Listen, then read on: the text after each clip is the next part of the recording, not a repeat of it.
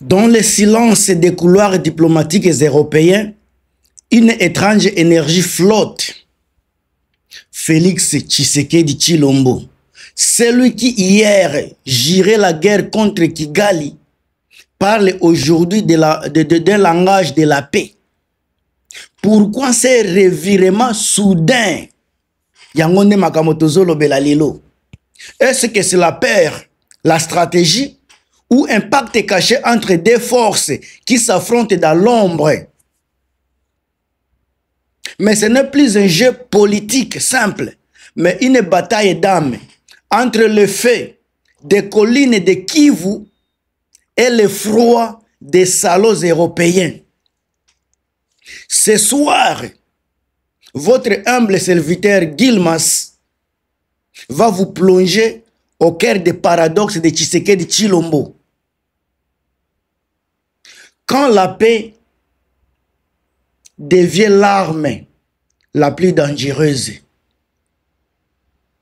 Merci encore une fois que Zalawana Bandeko Nangai Balandia Chronique d'Ines TV. C'est avec plaisir de naza ko partager avec vous pensée Nangai, tout en sachant que Bino Baoboza Kolandanga, vous avez beaucoup plus d'expérience dans la politique. Vous êtes des grands analystes Boza Kolandanga. Naza ko déraper de temps en temps, je sais, parce que je ne suis pas parfait. Mais en tout cas, je suis fier na ba oyo bazako zongi sangana nzela ba place nazako beta mabaku. Yangonde ezako komisa biso makasi à travers ba émission ya éveil patriotique.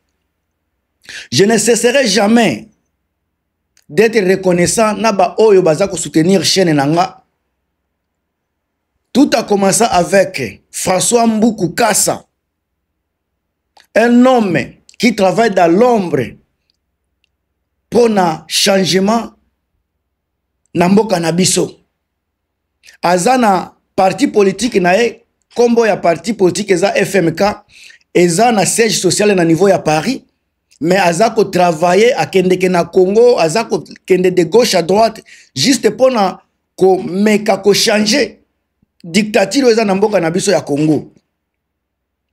Crispin Kayembe, combattant munene na niveau ya na poto, bango tout baza ko evre pona komema Congo na idéologie ya sika, mentalité ya sika. Maman na biso Tantine Antoinette Makayabu, une femme battante ya premier rang pona changement kaka ya nini changement ya régime ya Tshisekedi. Les gens qui se battent jour et nuit pour na changer façon de vivre ya ba peuple congolais. Na kobosa na te grâce Kibombo na niveau ya Vatican na Italie. Ba mama oyo ba sero bazako evre bazako sala musala munene. Aimé Emmanuel Habarurema na pesi bambote bele. Nespan Ngoyi, merci Ali Moulenga Rajabu na makamboza kosala. Kento Amani, Jean-Marc Kashiki na niveau ya Kolwezi, Marcel Kabanza depuis Lualaba, Laura Safari, Thérèse Dusabe donc la dame o Thérèse Dusabe na kobosa na pete na parmi batu oyo bazako bunda. Kaka pona chaîne oyo te, mais pona changement ya Congo. Pona kozongisa Congo na autorité nango, pona ko reconstruire, donc ko rétablir l'autorité en mboka na biso na sécurité. Ba mama lokola ba Thérèse Dusabe, ba Boza Ebele, ba Agano Ngwala, ba Michel Olongo, soki na ke na ba message osika batu baza ko tindelanga na niveau ya nini oyo ya ba WhatsApp. Boza pe kuna ebele na ebite so na ko banda wapi pona sukela wapi.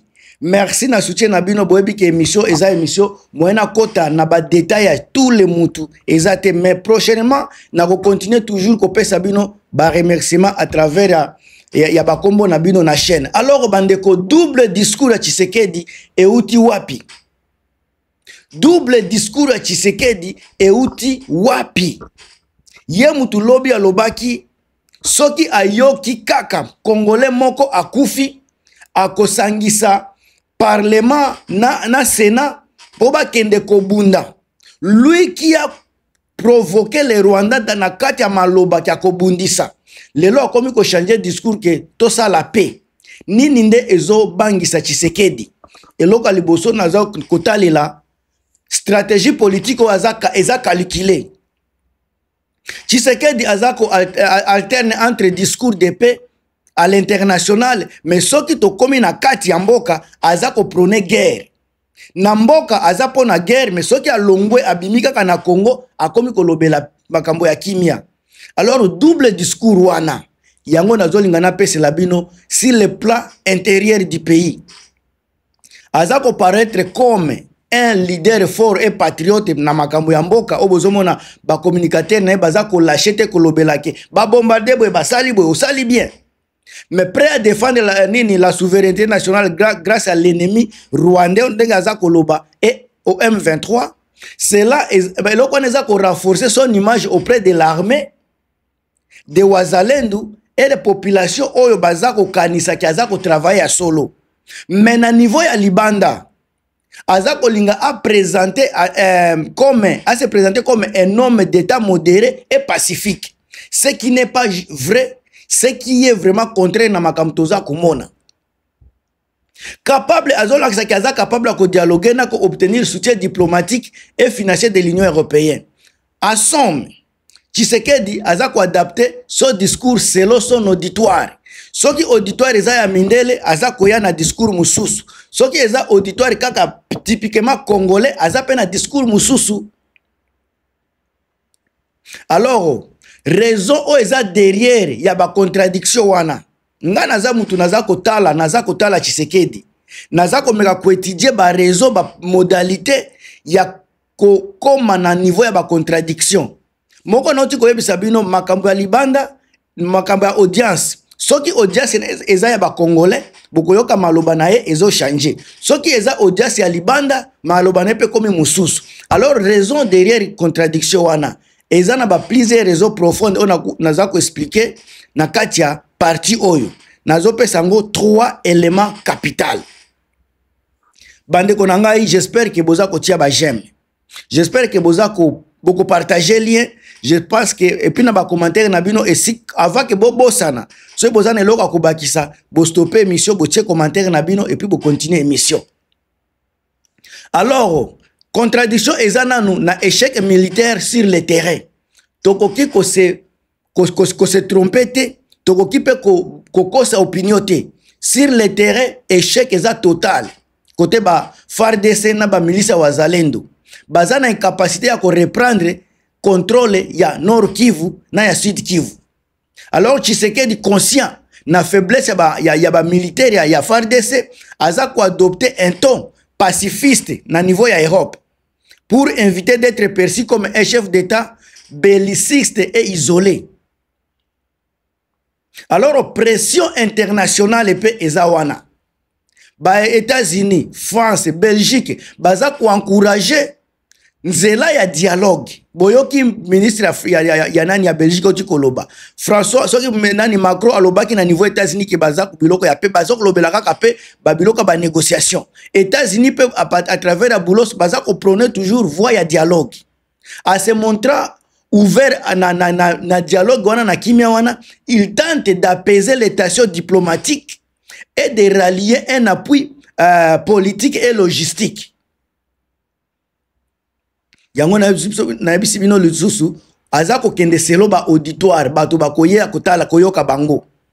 Alors azape na calcul électoral et image internationale oza kotungisa ye. Azako linga a redorer image na ye après plusieurs accusations d'autoritarisme et d'échec sécuritaire à se présenter comme un défenseur de la paix dans la région de Grand Lac. Mais en réalité, azawana pona ko meka ko redorer image o eza déjà terni, image eza déjà sali. Wanande Tshisekedi Tshilombo. Biso tozo mona, biso toza kotala. Forum o ezo salema na Europe wana bomoki Tshisekedi azui parti na ya koloba. Lors des sons déployés pour la paix dans les forums européens, Tshisekedi a tempéré son ton pour se conformer à l'ambiance diplomatique. Bota la baton na ye oya lobelaka na niveau ya Congo, na ton oya zalaki koloba, na tango azana nini na forum wana.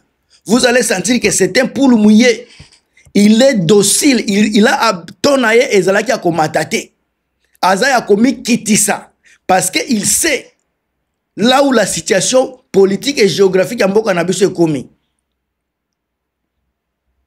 Mais cela entre en contradiction directe avec ces déclarations antérieures où il menaçait d'entrer au Rwanda pour neutraliser les positions hostiles. Tshisekedi alobaki yango. Eloko wana eza kaka na mesa ti lelo batu bayebi yango ba Rwanda batiaki mesure ya défense na ba frontière na biso parce que Tshisekedi alobaki aza koya kobundisa Rwanda. Bandeko na biso ba Congolais, ne soyez pas naïve. Eloko alobaki tozo loba tozo bimisa yango polele. Alors ba observateurs européens o baza komona Tshisekedi azolinga za ko masquer bango mais eloko bango baza komona oyo. Un signe d'hypocrisie politique. Mindele bango moko balobi eza ba signe ya hypocrisie politique, manœuvre diplomatique et classique des dirigeants pris entre la guerre sur le terrain et la recherche du soutien international. Bayebi bandeko. On ne doit pas se voiler la face. On doit être dans la réalité. On doit présenter au peuple congolais la réalité. Ils ont un terrain, ils ont comme ça Tshisekedi, ils ont comme ça na sortie médiatique contradictoire. Hier le lobby boye, lobby kuna musmaga mususu. Tabu naza ko ebisa bino chaque jour que c'était bipolaire. Bo pesa kanga atane fiske raison na likambo wana. Alors Tshisekedi a komi na kati ya isolement na epi na kati ya nécessité, surtout bandi ko lobela analyse sika géopolitique. Alors Tshisekedi yemoko ayebi ke une guerre ouverte avec les Rwandais serait catastrophique pour na Congo na biso. Il le sait. Batu balobaka batu basekaka Tshisekedi. Yom to lobaki soki mutu moko akufi okosangisa soki ba de chambre po bunda. Yoka kolobaki à partir ya Goma okokitoki ko toucher Kigali. Mais Tshisekedi lui-même il sait que soki asali kaka ameki guerre na Rwanda et la catastrophe pour Mboka na biso pour na RDC. Si le point économique, si le plan militaire, si le plan diplomatique toko zala et eloko moko catastrophe. Une paix sans victoire militaire et fragiliser politique à Tshisekedi à l'intérieur du pays. Paix o ekozouama sa ko bunda et la paix moko précaire batu bako bunda lisusu. La seule façon à Tshisekedi de gagner guerre, que sa paix na Congo, eza kobunda. Mais il n'est pas capable de kobunda. Ba FARDC moko aboma bango panza bango. Ba nanyo ba mercenaire ya komema. Ba kopesa ka jamais Tshisekedi force ya ko récupérer terrain. Impossible. Parce que armée wa okende kobundisa. Eza armée ya kosakana na ngote. Alors soki botali makoboyoki botali bokopana makambo naza koloba akoki ko gagner jamais guerre na Rwanda akoki pe ko garantir kimia te sa ko bunda. Alors Tshisekedi aza ko jouer na tableau mibale. Aza ko jouer na rhétorique ya résistance et la posture de la paix pour gagner le temps kaka et des appuis. Tshisekedi aza ko lekisela batu temps azako distraire population batu nyonso bayebi ke sur tous les points ako gagner le côté ako sala le côté. Alors pour na conclure so na tie conclusion na contradiction comme outil politique à Tshisekedi Chilombo incapable inconscient. Cette contradiction n'est pas une erreur. Batu balo bate ke za erreur. Eza outil de survie politique. Pour na ye Tshisekedi eza survie na ye. Eza survie à Tshisekedi. Na niveau ya Kini, Tshisekedi doit montrer qu'il ne cède pas à Kigali. Mais en Europe, il doit convaincre qu'il œuvre pour la stabilité régionale. Point un trait. C'est une diplomatie à deux visages. Et une diplomatie qui est risquée, mais typique des dirigeants confrontés à une crise armée et une pression internationale qui est simultanée. Est-ce que vous comprenez le message à Gilmas? Ce qui oui, boye bisanga so boza kolandanga à partir ya wapi? Botia ba commentaire, botia ba j'aime na bino, bo partager vidéo. Ngande ko na bino, yaya na bino, leki na bino, partisan ya paix, partisan ya changement, ya régime à Tshisekedi. Botia ba commentaire, tozo monana, à très bientôt. Nakati émission Moussous. A plus.